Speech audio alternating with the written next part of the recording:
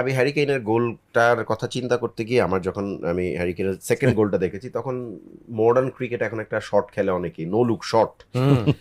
আমার একদম মাথার মধ্যে নো লুক শটই মনে হয়েছে যে এইটা হচ্ছে perfect no look shot. Cricketer গুলা পারফেক্ট না, এটা হচ্ছে সবচেয়ে ক্লাসিক এক্সাম্পল যে কোনটা নো লুক শট, এটাই মনে হয়েছে আমার কাছে।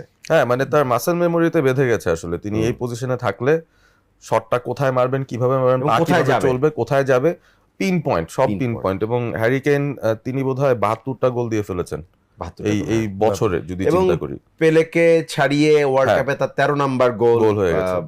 ইংল্যান্ডের হয়ে ওয়ার্ল্ড কাপে সর্বোচ্চ, তিনি গ্যারি লিনেকারকে পেছনে ফেলেছেন। অনেক রেকর্ড হইল না আর্জেন্টিনার, মানে ইমাজিন হ্যারি কেইনই 13টা গোলে পৌঁছায় গেলেন। এখন প্রবলেম হচ্ছে যে মেসি এমবাপ্পেরা তারা স্ট্রেচ করে অনেক দূর নিয়ে চলে গেছে, অনেক আসলে ক্লোজার রেকর্ড এত হাই করে ফেলেছে। 16টা ক্লোজার, হ্যারি কেইন কিন্তু তার কাছাকাছি, বাট তিনি হঠাৎ দেখছেন যে এমবাপ্পে আর মেসি মিলে টার্গেটটাকে অনেক দূর নিয়ে চলে গেছেন। বাট এমবাপ্পে ভাই আমি জানি না, এই ওয়ার্ল্ড কাপেই মনে হয় সবকিছু ছাড়াই যাবে এই ব্যাপারে। মানে মাঠে নামলে তো 2 গোল জোড়ায় জোড়ায় তো করে।